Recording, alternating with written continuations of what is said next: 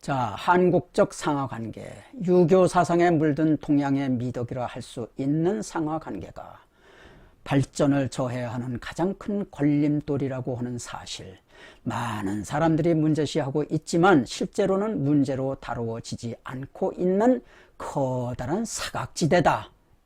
이 문제를 해결해야 대한민국이 발전해. 언론 보도들을 보면 히딩크가 한국 축구를 맡으면서 가장 먼저 변화시킨 것이 한국식 선후배 관계라고 한다. 선후배 간의 호칭을 생략하게 했어. 이게 히딩크가 생략하게 함과 동시에 게임을 촬영한 비디오를 보여줘. 아까 너들 게임한 거 그거 비디오를 그대로 보여주면서 그걸 보고 연구를 하는 거예요. 그래서 선배든 후배든 너희들이 아까 뛴 거 있지, 그거 잘 뛰었는지 못 뛰었는지 어떻게 했는지 그거 한번 지금 리뷰를 좀 분석을 해보자. 그래서 그때 이제 눈에 보일까, 저때 저렇게 했어야 되는데, 저때 저렇게 했어야 되는데, 이렇게 이제 뭐 나올 거 아니에요. 그러니까 예전에는 선배가 잘못한 거는 선배 잘못한 건 요만큼도 건드리면 안 돼. 큰일 나. 이지매 당해. 그래서 그런데 이 히딩크는 선배든 후배든 상관없이 저 순간에서는 이렇게 했었어야 했다. 전체적으로는 이렇게 했으면 더 좋았을 것이다. 이런 식의 토의를 시켰대요. 앉은 자리에서, 자기 앉은 자리에서. 그래서 축구의 지혜는 바로 상하 관계 없이 이루어지는 자유로운 토론 과정에서 자라났다고 했어요. 이게 히딩크가 성공한 비결이래. 이게 토의. 토의. 본 홈페이지 최근 글에는, 제 홈페이지 최근 글에는 토의가 내는 주시력이라는 지하의 글이 있다. 이 글을 읽은 어느 체육인이 저한테 아래와 같은 글을 보냈어요. 그 어느 한 체육인이 말하는 체육계의 상하관계, 체육계의 상하관계. 체육계의 상하관계가 이렇습니다 하고 저한테 얘기를 했어요. 이건 그 사람의 말이에요. 제 말이 아니고. 월남전에서 유능한 소대장이 모래밭에서 병사 하나하나 자유롭게 토의해가며 가상훈련을 함으로써 실전에서 최고의 성과를 냈다는 내용을 봤습니다. 이거 제 홈페이지에 있어요. 월남전에서 내일 작전이 있으면 한 소대장은, 야, 너희들 오늘 푹 쉬어. 내일 나가려고 그러면 오늘 푹 쉬어. 그런데 어느 소대장은, 야, 이리 와. 그러고 이제 그 모래밭에 나가. 모래밭에 나와서 내일 나갈 그 지도를 놓고선 이제 지형을 이렇게 그려. 지형을 이렇게 만들고, 대강 만들고 갖다, 풀 같은 것도 갖다 꽂고 뭐 이렇게 해놓고선, 야, 만일에 우리가 이렇게 하는데 어떤 상황이 발생될 수 있냐. 이런 상황도 발생될 수 있고, 평사마다 하나씩 얘기를 해. 그럼 그럴 때마다 그럼 우리는 어떻게 해야 되냐. 이렇게 해야 된다. 아니야. 그렇게 하면 막 우리가 죽어, 뭐. 이렇게 토의를 하고 나간 거야. 그 소대는요, 제가 있던 기간 내내 한 사람도 안 죽었어요. 그리고 전과는 최고예요. 전과는 최고예요. 바로 이거예요. 토의가 그토록 중요한 거예요. 자, 가상훈련을 함으로써 실전에서 최고의 성과를 냈다는 내용을 봤습니다. 그렇지. 제 내용을 이제 본 거예요. 뚝섬무지개 내용을 본 거예요, 이제. 월맹군의 한 장교가 병사 하나하나가 경영이라는 말을 했다는 얘기를 들은 적이 있다. 이건 저한테서 들은 얘기가 아니라 딴 데서 이 사람이 들은 거예요. 월맹군에서는 한 장교가 병사 말하기를, 병사 하나하나가 다 경영이다. 전쟁이라고 하는 건 경영이에요. 그냥 이게 뭐 이거 싸움하는 게 아니에요. 경영이에요, 경영. 그러니까 혼자 할 때는 이제 자기가 이제 싸움하는 거지. 자기 이제 머리 가지고 이제 단련된 빠른 몸 가지고 누가 더 빠르냐 뭐 이거 해가지고 이제 하는 건데, 많은 병사들을 하려고 그러면 경영이라고요, 경영. 이것뿐만 아니라 워털루 전쟁에서 웰링턴 공작에 승리할 수 있었던 요인은 평상시 이튼 스쿨에서 배웠던 대로 가상 모의 훈련을 많이 했기 때문이라는 이야기가 있습니다. 한미연합훈련 하는 것도 바로 이런 거예요. 훈련이 있어야 이길 거 아니에요. 근데 그거 못하게 하잖아요, 이놈들이. 한국주의자들 중에 이 훈련의 중요성 아는 사람 드물 거예요. 형식적으로 그냥 하는 거지. 배웠던 대로 가상 모의 훈련을 많이 했기 때문이라는 이야기가 있습니다. 저도 체육대회 때 씨름 종목에서 지시가 아닌, 일방적으로 지시하지 않고 자유로운 토의로 어떤 상황이 나올 것인지, 어떻게 대처할 것인지 서로 공유하여 매년 꼴찌, 그렇게 했대. 그렇게 했더니 매년 꼴찌였던 종목에서 자기네가 우승을 했대. 이거 대성과를 이제 이러는, 매년 꼴찌였는데 이렇게 하니까 서로 토의하고 이렇게 하니까 우승을 했대. 이 글을 읽고 시너지의 효과가 엄청난 힘을 발휘할 수 있다는 것을 다시 한번 느끼게 해 주셔서 감사합니다. 제가 감사 말씀 드렸은 거예요. 또 그 사람이 또 이어서 말하기를, 저는 초등학교 때 축구를 했었고 체육학을 전공했기 때문에 우리나라 축구 시스템의 문제를 올려보겠습니다. 우선 박사님이 혐오하시는 기존에 경험했던 사람들이 축구부 코치로 발탁되어 기존의 방식대로 그대로 가르치고 있는 것입니다. 옛날식으로 그냥 그런 사람 뽑아서 계속 연년새새 반복하는 거예요. 재미와 자유분방한 토의가 아닌, 토의하면 재밌어, 자유분방해, 그런 토의가 아닌 오로지 승부에만 집착하는 축구 문화를 계속 이어져 오는 것입니다. 계속 유지해 오고 있다. 축구 문화가 계속 이어져 오고 있다. 게임에 지면 진 대로 욕설, 심한 구타, 이기면 게임 내용이 좋지 않다고 냉랭한 분위기 속에서 교육을 받고 있습니다. 초등학교 때부터 상하 관계가 형성되고 그것이 프로에 가서도 이어집니다. 어떻게 해서든 4강에만 들면 되는 것 아니냐, 나만 잘하면 되지, 이런 생각들로 경직된 축구를 배워갑니다. 경직된 축구만 배워간다 이게 축구부에 들어온 애들이 경직된 축구만 배워간다 이게, 최하단에 뿌린 교육 시스템을 바꿔야 되지 않나, 이런 생각이 듭니다. 맞죠? 자, 선진국 상급자하고 한급 상급자. 자, 간부의 역할은 그의 부하들을 격려하고, 참 격려해야죠. 코치해야죠. 벌만 주는 게 아니라 코치를 해야죠. 이렇게 자기가 더 좋은 실력을 가지고 요 때는 요렇게 하는 게 좋을걸, 한번 이렇게 한번 해봐, 그렇게 돼? 한번 해봐. 이 코치를 해야지. 더불어 문제를 찾아내고, 같이 문제를 가지고 더불어 문제를 해결하고, 문제를 찾아내고 같이 토의해서 문제를 해결하는 촉진자. 문재인이 지가 촉진자 노릇을 미국하고 북한 사이에 촉진자 노릇을 한다며. 이게 촉진자라고 하는 것이 facilitator예요. facilitator, 촉진자. 일을 맥힌 물꼬를 터주듯이 일꼬를 터주는 거야. 이게 경영자래야 돼요. 중간 관리자. 그래서 선진국에서는 공장장을 포함한 모든 간부들이 거의 사무실에 머무르지 않고 현장으로 출근하고 현장에서 퇴근해. 이게 원칙이야. 현장에 같이 가. 그 현장을 보는 눈이, 윗사람의 보는 눈이 머리가 좋으니까 있잖아요. 그래서 현장에서 문제를 바로바로 해결하는 거예요. 뭐 보고받고 그러면 시간이 다 가잖아요. 현장에서 바로 지가 보고, 야, 이거 일로 와봐, 이거 토의 한번 해보자, 이거 어떤 거냐, 이런 금방 해결되잖아. 문제를 현장에서 발굴해내고 관련자들을 불러 모아 현장 토의를 통하여 해결책을 마련한다. 지2의 재결체 회장의 워크아웃이라고 하는 거. 우리 그 전에 김대중 때 워크아웃은 WALK야, WALK. 워크, 걸어간다, 워크아웃. 졸업한다, 이런 관리로부터 이제 졸업을 한다, 워크아웃. 역시 현장식 문제 해결을 위한 드라이브였다. 새 건물을 짓는 것보다 헌 건물을 개축해서 사용하려는 기업들이 많다. 헌 건물들을 개축하는 작업을 뭐라고 하냐면 리노베이션, 또 리모델링, 리모델링 한다, 리노베이션 과정에서 저는 필자는 한국 간부와 왜 역국이라고 그랬지? 애국 간부들이 일하는 스타일이 완전히 다르다는 사실을 확인했다. 완전히 다르다고 하는 사실을 확인했어요.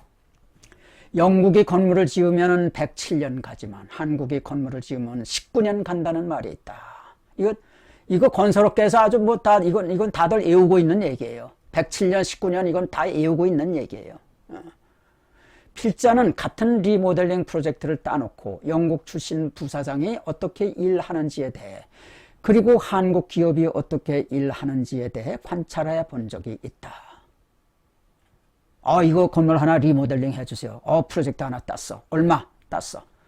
그 이후에 한국 기업이, 한국 사람들이 어떻게 하고 같은 기업 내에 있는 외국 사람들은 어떻게 하는지 그걸 이제 봤어요. 영국 부사장은 아래 위가 붙은 작업복, 아래 위가 이렇게 붙어 있는 작업복, 가슴에 이거 들어가지 말라고, 먼지 들어가지 말라고, 녹음기를 차고 랜턴을 들고, 여기에 랜턴을 스스로 천장 속을 누비며 작업 내용을 녹음으로 메모를 해다 밤에 정리를 했다. 남들에게 할당할 일과 요거는 남들한테 할당을 해야지. 요거는 내가 직접 할 거야. 이거를 분리를 해서 정리를 했고, 쥐희는 차를 타고 다니면서 한 거야. 앉아서 회의를 하는 게 아니라 바쁘니까 막 차를 타고 가면서 전화로 회의를 하는 거야. 지시도 하고. 이른바 통신쥐라는 것을 했다. 하지만 한국 강부 중에 이렇게 일하는 사람은 없어. 거의 보지 못했다 했지만 이건 그냥 서운하지 말라고 한 소리고, 없어. 전무는 부장에게 지시하고, 부장은 과장에게, 다시 과장은 대리에게 지시해. 결국 천장 속에 올라가는 사람은 대리야. 입사한 지 얼마 안 되는. 설비들이 얼마나 낡았는지, 갈라진 금이 무엇을 의미하는지에 대한 전문적인 판단이 성숙권리 없는 대리가 가서 한다. 대리가 관찰한 것을 가지고 결제 서류를 작성해 과장에게 올려. 과장은 부장에게 올리고, 부장은 상무, 상무는 전무에게, 그리고 사장한테. 이런 식으로 일을 하는 거예요. 이게 속도 면에서 안 되고 질적으로 안 되죠. 품질 면에서 안 되죠. 영국은 부사장, 경험 많은 부사장이고요. 그 부사장은 어떤 부사장이냐? 현장으로 출근해서 현장에서 퇴근하는 사람. 자, 한국적 상하 관계의 본질이 뭐냐? 가장 큰 낭비는 대화의 차단에서 발생해. 그죠? 뭐 소통 부족, 박근혜 소통 부족, 뭐 이명박 소통 부족, 문재인은 더 소통 부족. 부장급만 돼도 현장에 나가려 하지 않고 사무실에서 결제만 하려 들어. 부장 높아요. 사무실이야, 사무실. 하루 종일 앉았어. 결제를 받으려면 상당한 시간을 기다려야 해. 과장이 부장한테 가서 결제를 불러면 부장이 뭐 봐보니까 뭐 딴 거네. 또 내려와. 또 올라가. 또 딴 거 해. 또 내려와. 결제가 날 때까지 수많은 근로자들은 작업을 하지 못하고 시간을 낭비해요. 직급이 높으면 높을수록 현장감이 없어. 전혀 몰라. 현장감 없어. 그런 간부들에게 자세히 설명하려다 보니, 보고를 통해서 보고서를 설명하려다 보니 짜증만 나는 거야. 그러니까 구사리만 받고 얼굴 시뻘겋게 하고 나오면서 에이트 그러고 씨 그러면서 나오는 거야. 보고를 하는 사람이나 받는 사람이나 짜증이 나는 거예요. 부하 직원은 늘 상사를 교육시켜주지만 상사를 교육시켜주는 게 바로 부하 직원이야. 상사가 부하를 교육시켜주는 게 아니야. 부하가 상사를 교육시켜주지만 상사로부터 받는 것은 아무것도 없어. 상사는 아무것도 도와주질 않아. 이게 한국 기업의 전부야. 이게 어디 예외 없어요. 간부들은 통상 부하들을 신분적으로 차별하려 하고, 신분이요? 너 인마 대리잖아. 나 인마 부장이야. 신분적으로 차별하러 한단 말이야. 부하들의 애로를 해결하라 하는 것이 아니라 부하들을 하여금 스스로 멀어지게 하는, 저 새끼 꼴도 보기 싫어. 저거. 결제 내려지, 낼. 이렇게 멀어지게 하는 매너들을 보이고 있어. 겉으로야, 내내, 내내. 이렇게 하지만 불만은 속으로 골마. 간부들이 보이는 행동과 하급자들이 보이는 행동을 보면 애사심이 보여. 간부들이 보이는 행동. 다 회사는 사랑한대. 매우 흥미로운 결론은 애사심은 하급자로 내려갈수록 더 높다는 것이다. 다 높은 사람들도 다 자기 회사 사랑한대. 사랑할 줄 모르는 거야. 또 사랑하려면은 사랑하는 것만큼 이게 부지런하지가 않아. 그 내려갈수록 애사심은 밑으로 내려갈수록 더 높아. 하급자들은 기업을 위해 자신이 사장이라고 하는 생각을 가지고 잘 해보려고 노력하지만은 그래요 진짜. 이 젊은 기분에 아주 순수한 마음에 내가 사장이다 이래가지고 이렇게 회사가 잘 되는데 하고 가서 하면은 바로 그 노력에 찬물을 끼얹는 사람들이 고급 간부들이야. 고급 간부들이 왜 이런 성향을 보이고 있는지 필자는 생각해 보았다. 생각한 결과를 가장 간략하게 대변할 수 있는 것이 지배인의 생리라고 생각한다. 지배인의. 한국에서 왜 뭐 큰 음식점 가면 지배인이 있잖아요. 지배인이. 그 지배인이 있는데 그 지배인하고 종업원 관계가 뭐예요? 거의 노예 관계예요. 자, 간부 마인드와 지배인 마인드. 회사의 간부 마인드. 또 이런 음식점 같은 큰 음식점 같은데 지배인 마인드. 이게 어떻게 다른가? 통상 음식점은 지배인 체제로 운영이 돼.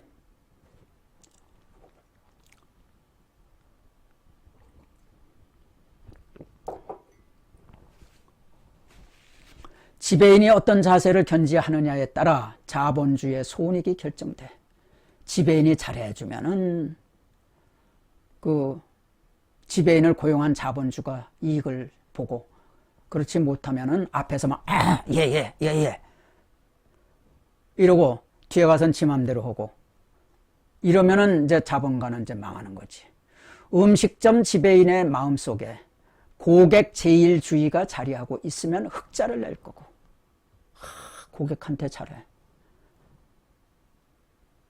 지배인이 고객한테 잘하면요, 종업원이 다 고객한테 잘해요. 그러면 흑자를 내죠. 또 와야지. 여기 친절해서 좋아. 여기는 음식이 깨끗해서 좋아. 매너가 좋아서 좋아. 이러고 또 온다고. 근데 지배인이 자기가 보스 역할을 한단 말이야. 너 아무개 너 내 말에 거역했어. 내 말 전파하는데 너 바쁘다고 그냥 본체만 했어 나. 지배인이 고객만 종업원들은 지배인이 고객 만족에 제일의 가치를 두고 최선을 다하려고 지시하면 다 하라고, 최선을 다해. 고객 만족을 위해서 최선 다해. 알았지? 그러면 종업원들은 지배인을 기쁘게 해주기 위해서 오직 고객 만족에 최선을 다해. 반면 지배인이 자기의 권위를 제1의 가치로 생각한다면 종업원들은 고객을 내팽개치고 지배인의 마음에 들기 위해 면전에서 아부할 거다. 종업원의 이런 자세를 지켜본 고객은 보이지 않는 사이에 식당을 멀리할 거다. 그런 얘기예요. 이해 가시죠? 애사심이 있는 간부라면 부하들의 걸림돌이 되지 않고 부하들에게 일하고 싶어 하는 욕망을 불어넣어 주려고 스스로 현장에 나가 앞장설 것이다. 그러나 애사심이 없는 간부는 자기 책상에 앉아 부하들이 가져오는 결제 서류를 놓고 짜증을 낼 거다.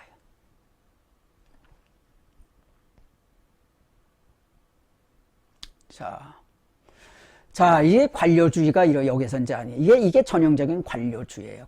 뷰로크래시. 예.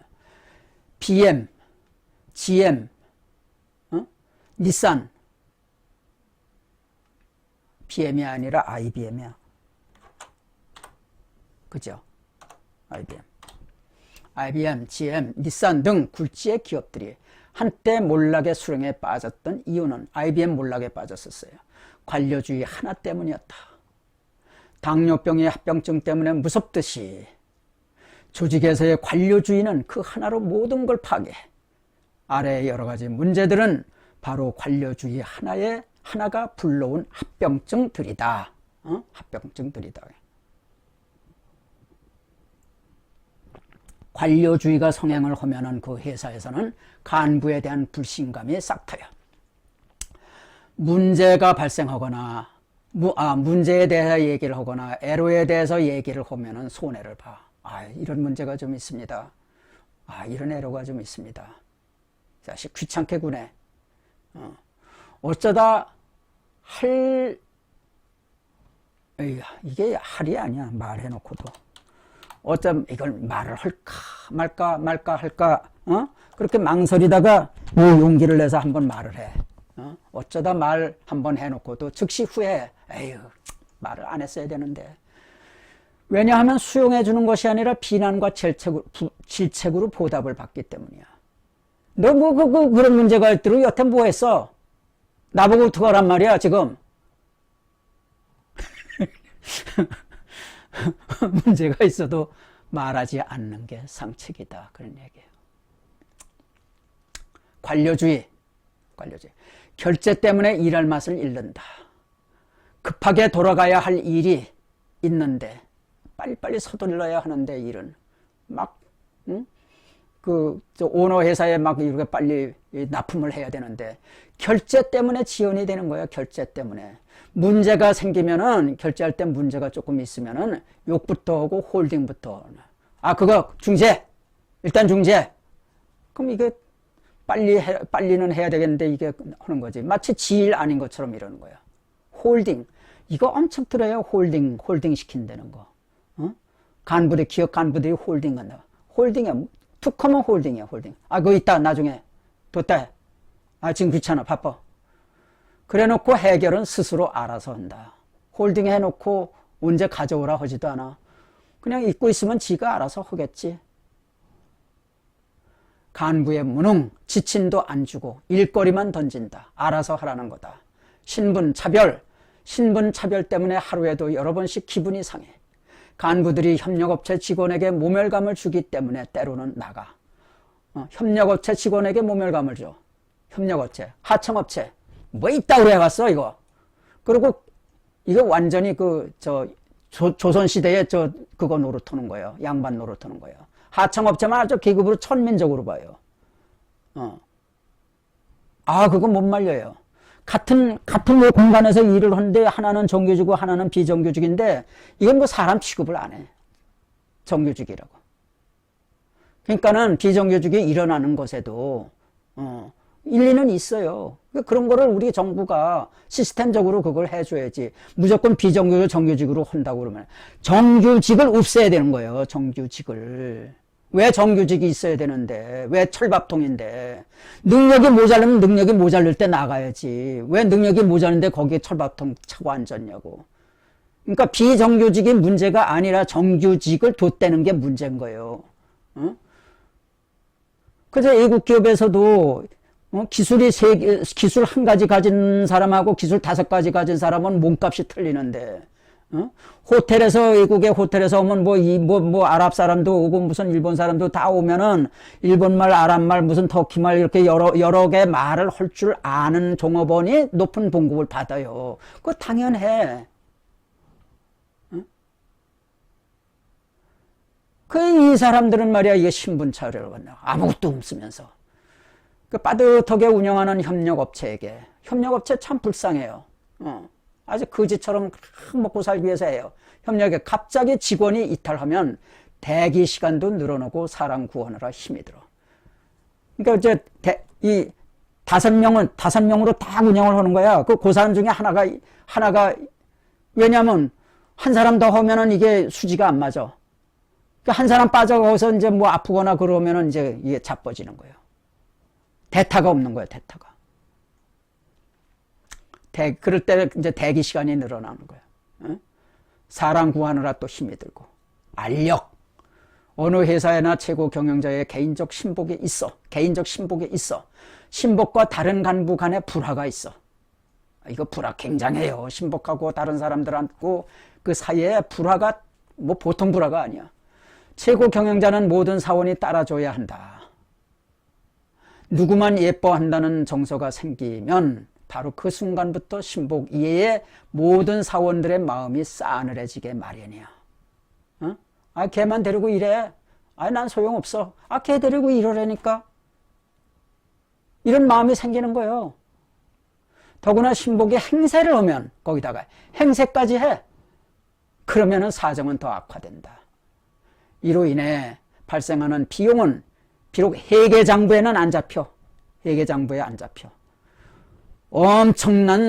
엄청난 양이야. 수치라고 하는 건 수치스러운 수치가 아니라 숫자다, 이게 숫자. 엄청난 숫자다, 이게 숫자. 숫자. 더러는 사무용품을 사는 데까지도 인색하지만 이러한 보이지 않는 비용에 비하면 아무것도 아니다. 이런 회사에 가요. 사무용품 사는 데까지도 그냥 전략하라고 참견을 하고 그래. 그런데 뒤로 이렇게 믿져요. 이렇게 사람의 마음을 잡지 못하는, 사람의 마음을 돌려놓는 데서 오는 불이익은 회계장부에 비록 잡히지는 않지만은 그 숫자는 어마어마하다. 손해는 어마어마하다. 그러니까는 이 영리한 경영자는 보이지 않는 그런 비용을 볼 줄 아는 사람이 유능한 경영자가 되는 거예요. 서로 미루기. 부품들은 훌륭해도 서로 연결이 안 되는 경우가 많아. 이게 인테그레이션이 잘 안 되는 거예요. 이게 연결이. 다 요거 따로따로 하면 다 성능이 좋은데 이게 연결이 잘 안 되는 거예요. 서로 연결해보면은 소리가 제대로 안 나는 거예요. 이는 기계에만 해당하는 게 아니라 사람과 사이에도 해당한다. 극히 일부를 제외하고 모두 다 각자 뛰어. 기업에서는 각자 뛰어. 각자가 생각하고 각자가 고민해. 잘못되는 경우가 허다해. 모든 에러가 다 드러나지 않아. 드러나는 잘못보다 드러나지 않는 잘못이 더 많아. 이런 상태에서 어떤 문제가 발생하면 모든 사람들이 자기 책임이 아니라고 발뺌만 해. 의당이 해오던 일은 묵묵히 하지만 생소한 일이 생기면 서로 미뤄. 낯선 일은 서로 미뤄. 살아남으려면 남에게 미루는 것이 상책이야. 새로운 일을 하면은 이건 리스크가 있는 거예요. 리스크 있으면 안 봐줘. 그냥 너 나가 그래. 극도의 개인주의.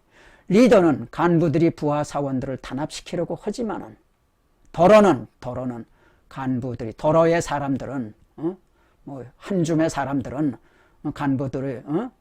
간부들이 부하 사원들을 탄압시키려고 하지만 그런 분위기는 좀처럼 없어. 한 달에 한 번씩 있는 분임 토의에서도 터놓고 말을 하지 않아. 모든 개인은 담당자야. 모든 개인은 담당자야. 모든 사원은 컨베이어 벨트에서 단순한 일을 반복하는 기계와 같이 일해. 차량이 이렇게 오면 자기는 브레이크에 낫도 받고, 이쪽으로 오면 요거 문짝에 나사 받고 이런 거. 그래서 남의 일에는 매우 무관심해. 상관의 입장도 생각할 겨를이 없어. 아무리 잘 하다가도 잘못이 드러나면 마음의 상처가 될 만큼 질책을 당하기 때문에 누구나 책 잡히지 않기 위해 달팽이식으로 서로 벽을 쌓고 자기 일에만 매달리고 자기 업무를 남이 알까봐 두려워하면서 차단을 해. 노출하지 않아. 문제 은닉하기. 개인이 잘못해서 발생한 문제도 있겠지만 대부분은 구조상 불가항력적으로 발생해. 구조를 개선해야 문제가 풀리지만 모두가 처벌될까 쉬쉬해. 발전이 없는 거예요. 지금 이래요. 지금도 이래. 불안감. 1시간 10분 됐네. 차장급 이하 사원들에게는 불안감이 많아. 심지어는 부서장급 회의만 했다 하면 불안해하는 사원들도 있어. 왜냐면 지적받으니까. 회의에서 돌아온 부장의 수첩을 책상 위에 내던지며 왜 다른 부서장은 어떤 사실을 알고 있던데 나만 모르느냐 질책해. 다른 부서장은 다 나눴는데 왜 나만 몰라 그러고 부하들 나와서 막 질책. 왜 나한테 그런 거 안 가르쳐줬냐. 그래서 간부회의에 참석하면 누군가가 도마 위에 올라 꾸지람을 받아. 그러니까 간부회의가 열리면은 사원들은 이게 주눅이 팍 드는 거예요. 꾸지람을 받고 돌아온 간부는 부하들부터 질책한다. 그래서 부장급 회의한다. 그러면 공포심부터 오는 거예요. 자, 정리 어떻습니까? 현실감 있습니까? 어떻습니까?